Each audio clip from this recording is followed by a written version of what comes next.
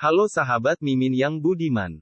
Sebagai filsuf, Plato dikenal karena pemikirannya yang sampai sekarang ini, salah satu tulisannya yang masih memberi dampak besar pada manusia modern adalah Timeless dan Christie AC. Pada karyanya ini Plato menyebutkan tentang negeri yang hilang. Atlantis hingga sekarang masih menjadi pro dan kontra tentang ada atau tidaknya Atlantis. Indonesia sendiri disebut-sebut sebagai lokasi kuat Atlantis. Berikut beberapa bukti mengapa Indonesia merupakan Atlantis yang hilang, tapi sebelum lanjut jangan lupa untuk klik subscribe dan aktifkan lonceng notifikasinya agar kalian terus mendapatkan info menarik dari Radio Dunia. Plato menulis bahwa Atlantis adalah suatu tempat yang jauh di Samudera Atlantik. Nah, sebelum membeda kata ini, perlu diketahui bahwa dulunya para filsuf mengenal Samudera Atlantik sebagai samudera yang tersambung dan mengelilingi dunia. Samudera ini kemudian terbagi menjadi Pasifik, Hindia dan Atlantik. Jadi kalau deskripsinya seperti ini maka posisi Samudera Atlantik juga akan berubah. Di mana posisi terjauh Samudera Atlantik ada di ujung Laut China Selatan yang menunjuk ke Sundaland.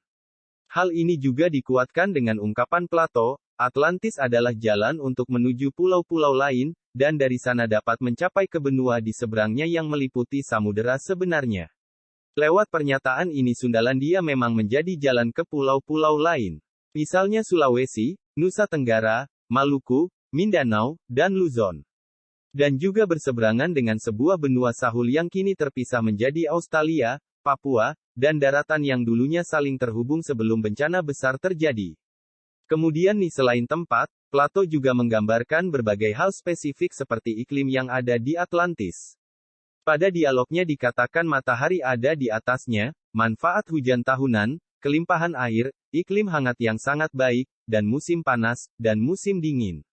Nah, dari beberapa penyataan ini bisa ditafsirkan bahwa Plato memberikan petunjuk tentang negeri dengan iklim tropis, istilah musim panas dan musim dingin. Tidak mengacu pada negeri 4 musim. Dan bisa juga mengacu pada Indonesia yang cuma punya musim kemarau dan musim hujan. Selanjutnya dalam Kritias, Plato juga memuji tanah Atlantis yang memiliki tanah yang subur, kayu yang berlimpah, budidaya petani sejat, alam yang mulia, hasil bumi rempah-rempah, dan 2 kali panen setiap tahun. Kata-kata ini jelas menggambarkan kekuatan alam Indonesia di masa lampau, karena sekarang ini, sawah-sawah sudah digerus menjadi perumahan dan gedung bertingkat. Tapi dari deskripsi tadi, masalah tanah subur, kayu berlimpah, budidaya petani sejati, memang menggambarkan Indonesia, apalagi hasil bumi rempah-rempah Indonesia sudah terkenal dari dulu, bahkan jadi pemicu bangsa kolonial menjajah kita. Pada zaman dahulu penggambaran terkenal dari Atlantis juga diidamkan oleh semua orang. Karena Plato menyebutkan di sana ada mineral yang mahal yang sangat berlimpah. Indonesia juga jadi penyumbang mineral dunia. Bahkan hingga saat ini Indonesia memiliki banyak cadangan mineral berharga. Terlebih lagi ada satu hal yang membuat Indonesia mirip dengan Atlantis yaitu orichalcum. Orichalcum merupakan sebuah mineral yang lebih berharga ketimbang emas pada masa Plato. Karena bisa memancarkan cahaya merah bagaikan api.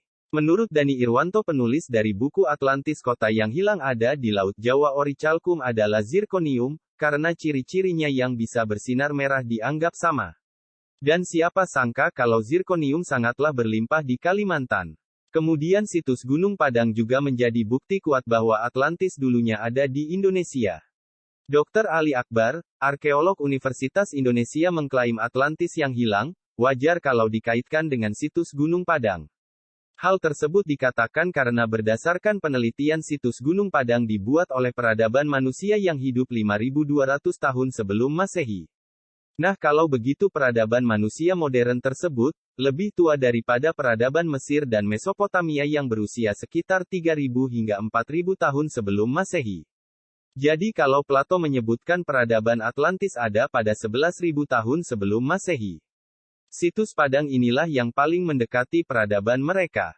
Well, itulah tadi bukti kuat benua Atlantis ada di Indonesia. Menurut kamu mana nih hal yang paling kuat dari yang Mimin jelasin tadi? Sebutkan jawaban kamu di kolom komentar. Dan seperti biasa jangan lupa like, share, dan subscribe video ini. Sampai jumpa di video selanjutnya. Makasih sudah nonton, bye-bye.